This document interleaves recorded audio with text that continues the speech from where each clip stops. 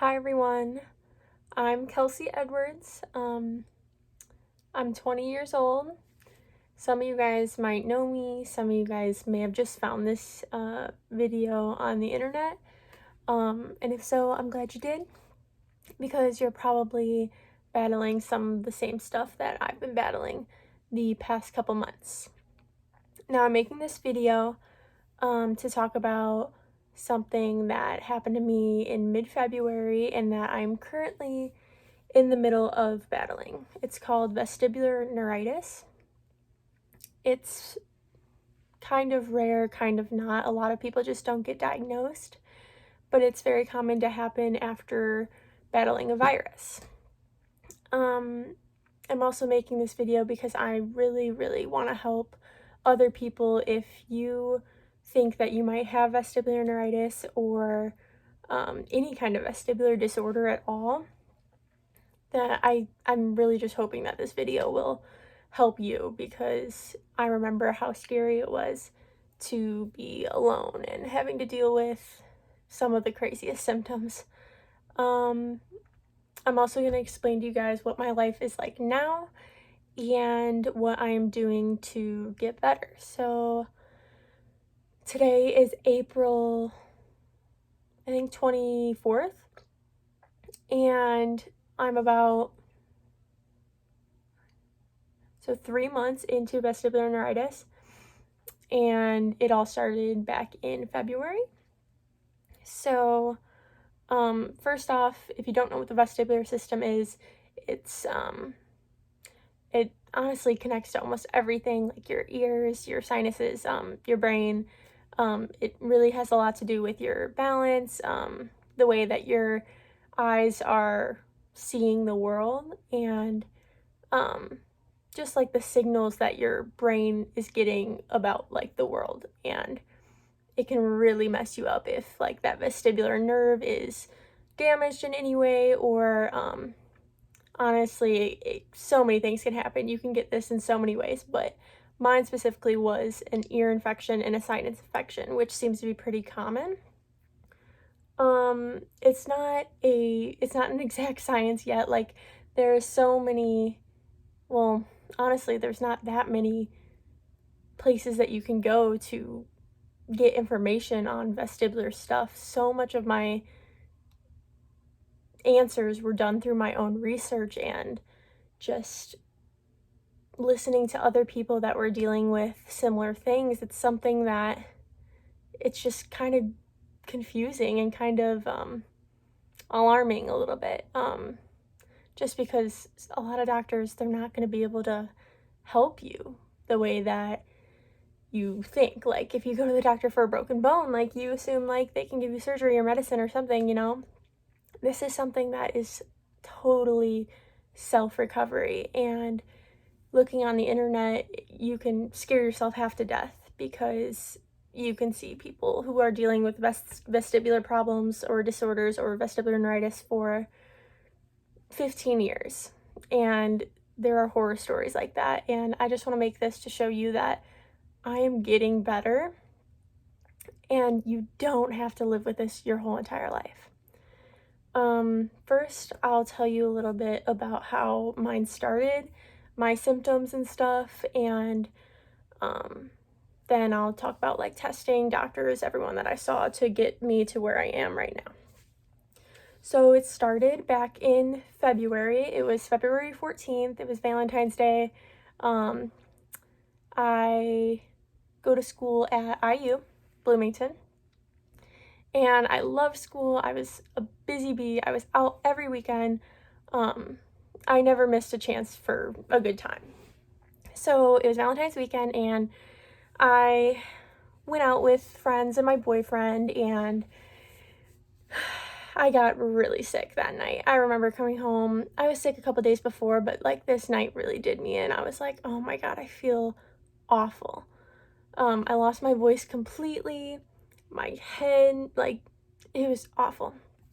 It ended up getting so much worse, and it turned into an ear infection and a full-blown sinus infection. I went to the doctors, and they gave me some Augmentin, and they were like, all right, well, you have an upper respiratory virus. as well as the sinus infection and the ear infection. And I was like, oh, I could have told you that. But they gave me some medicine and I passed it in about a week, and I was left feeling super off. I thought maybe it was the Augmentin, but they told me that, like, it's probably not, it doesn't usually give people symptoms. And I'm like, I don't know, because I don't feel right at all. It was like I woke up one day and my world was just upside down, like literally. Symptoms like dizziness, vertigo, like the world was just not right. Like my eyes were not seeing the world correctly anymore. And what else? Sensitive to light, not even just fluorescent lights, it was sunlight, it was any light. Screens, could not look at screens, could barely do schoolwork. I couldn't sit in a class and look at the board. Like, it was like overnight I could not do the things that I was able to do just yesterday. What other symptoms? I had a lot of pressure in my eyes and my ears. That could have just been from the infection though. I was very lightheaded. I felt as if I was being pulled. Sometimes, I mean, I still have a lot of these symptoms, but they've just, thank God, they've settled a little bit. And I'll explain how I got them to settle. But the pulled sensation, like sometimes I would walk and feel like I was being pulled from my forehead to the ground, or sometimes it was like on my left side or my right side, like I was just like so off balance. It felt like maybe half of my body was just like melting into like a chair when I would sit down. Like I thought, am I having a stroke? Like I had no idea. And also I was alone, I was at college, I was trying to drive, like it was so awful. Other things like ear ringing, I was very sensitive to noise, any kind of noise, especially if it was going on at the same time. Like if I heard my roommate doing the dishes at the same time that she was playing music and the laundry was running, like I was like I could not do it. And I was like, what is going on? So, I had just started a new job right then and there, and I remember telling them, I was like, I'm just getting over being really sick, like, I have pretty intense vertigo a lot of the times, and I remember telling them, like, I don't know how I'm gonna be, but, like, I'm gonna be at work. I showed up to work, and I realized, holy crap, I cannot handle, like, this environment. I couldn't handle any kind of high stimulus environment. If there was multiple people around me moving, it's like my eyes couldn't keep up. Like, or like my brain couldn't like keep up with my eyes. It's the weirdest thing to explain, but it's real. I thought I was going crazy. I thought I was losing like control of your body. It's so scary. It makes you so irritable. I was having very intense panic and anxiety attacks at school, especially while driving. And that's when I experienced it, like at the very worst at school. At least I would drive to school and it felt like I was just not on earth. It felt like I was just moving and tunnel vision, like I couldn't do it. And then I ended up calling my parents. I told them like something is really wrong with me. And that day I went to school and found out that, okay, well now I'm having like really a hard time focusing, and I was like, well now this is affecting school. Like it was affecting my whole life. It did affect my whole life. And the last symptom was vision problems and brain fog. I put these kind of together because I only get the vision problems when when my brain is in a fog. If you don't know what brain fog is, then you probably never experienced it. Honestly, a lot of you may not have ever experienced any of these symptoms, and happy for you. But if you are, like, just know that I had it really bad, really, really bad for a long time. But it gets better. So my second part of the story, I ended up going to teachers and telling them, like, I've got something wrong, like, I don't know what's going on, like, I had no idea. I thought, like, do I have a brain tumor? I don't know. So I left class that day, and I called my mom, and she came down 3 hours south, right then and there, and met me at the health center, and I got checked by a doctor, and everything was fine. She said, your ear infection is gone, everything is good. And I knew that, like, ear infections, they can mess with your balance, so I was like, well, maybe it's just the ear infection. No. And she told me that it's got to be anxiety. And I was like, well, I would have believed it if I had experienced anxiety before this infection, but I'm not an anxious person. I never get nervous doing new things like this. It was so unlike me. So I told her, like, I totally believe that, like, yeah, I'm having these panic attacks because I'm constantly dizzy, like, I'm constantly just off, not feeling like myself. She didn't believe me, and I'm so lucky that my parents did believe me, because otherwise I would have had no one. At the very beginning of this, it was so emotional. I was crying every day, every night. I would come home from school and shut the door and get into my apartment and feel like a weight of relief off my shoulders, that I, like, didn't have to do anything for the rest of the day, that, like, and I would just burst into tears and look at pictures of my friends and my family, and, like, I just wanted to go home so bad because I did not feel right. So my mom stayed with me a couple nights, and this was before we knew anything that was going on. She would always ask, do you feel a little better? I would say, yeah, maybe a little. No, like, I felt exactly the same, but luckily it wasn't getting worse. So, we ended up, after a couple of days of her staying with me in my apartment, we ended up going to the ER again, because I told her, like, there's something wrong. I feel like I need an MRI. So we went to the ER, and he looks at my ear, and he told me, like, okay, like, your ear's still, like, a little swollen, but, like, the infection's gone.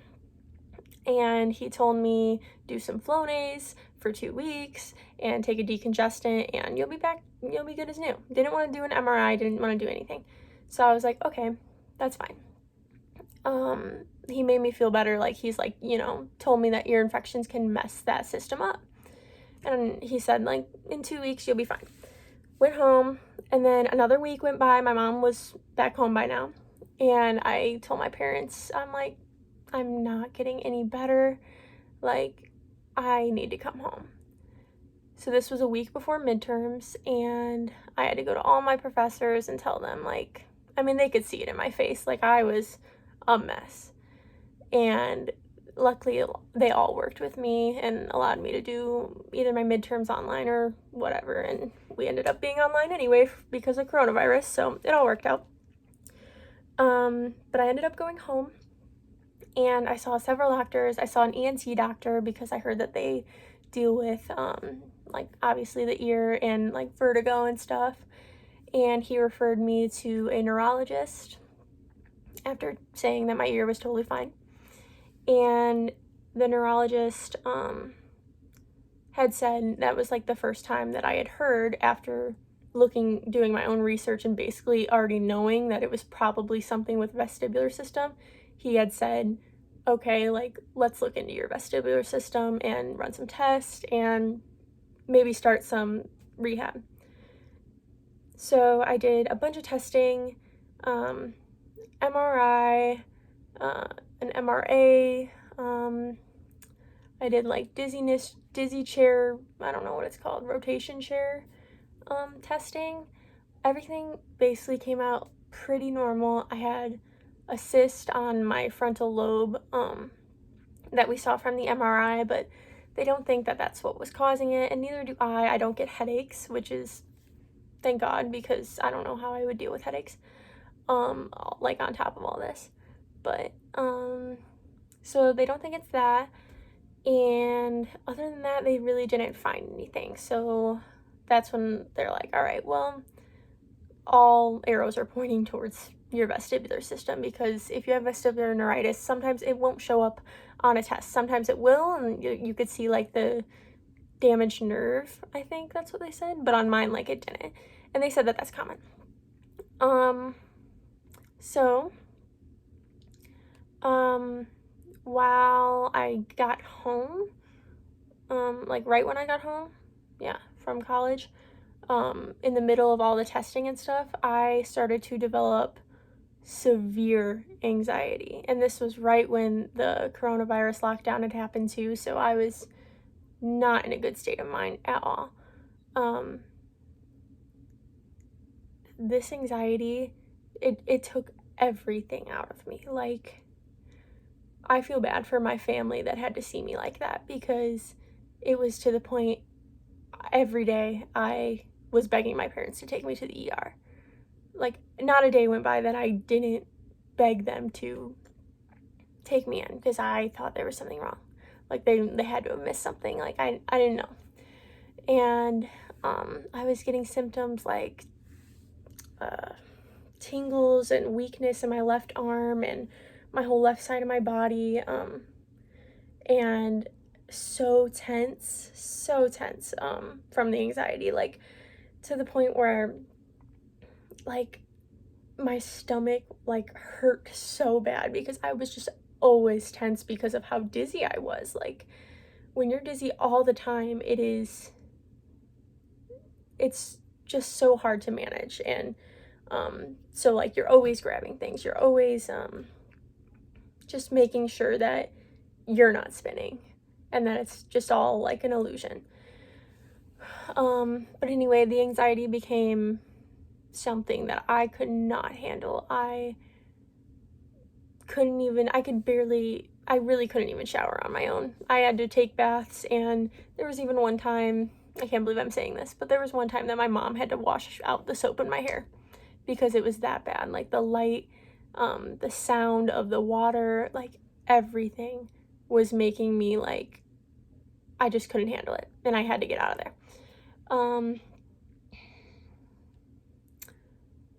So that was probably my lowest low. That was probably about 3 weeks ago.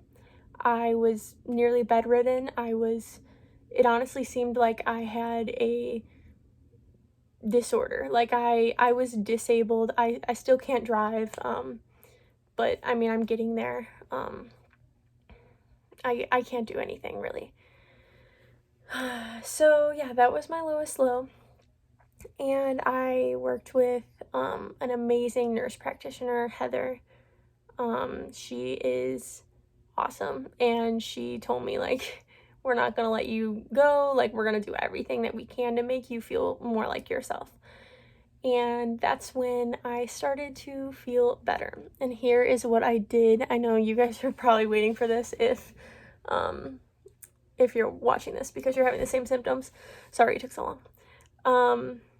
But the first thing that I did was get put on an anxiety medication. I got put on Zoloft, and we started at 50 milligrams once every day. Super safe. And if you know me, like, I'm not a medication type of person. Like, the first time I had ever taken a medication was when I took the Augmentin for the ear infection, because it was unbearable. But this is not something I ever thought I would have to do in my life. But let me tell you, it has helped so much. It has taken, because I couldn't even do the physical therapy because of the anxiety, because I would have panic attacks in the car, because when you're driving, well, my mom was driving, when anyone's driving, like, you just feel like everything is moving, but it just messes your brain up so badly. Where was I? Anyway, so then I couldn't do the therapy, so I was like, well, if I can't do the therapy, how am I supposed to get better? Because I was getting worse. And that's when I got put on the Zoloft, and it has done wonders. It's amazing. Eventually I will wean off of it once I start feeling better with the vestibular systems, because even while on it, like, it has helped so much with the dizziness and the off balance and the sensitive to light, because the anxiety just, it fuels the problem, the vestibular problem. Like, if you have anxiety with this, you will get worse. So the first step is you need to take care of the anxiety. You have to, or else you will never get better. So I did that, and I was feeling so much better after about a week and a half. I was like, wow, like, I haven't felt this good in weeks. Just more like myself. And then, so that was the first thing I did. And then the second thing I did was vestibular therapy. And I'm working with an amazing therapist, Madonna.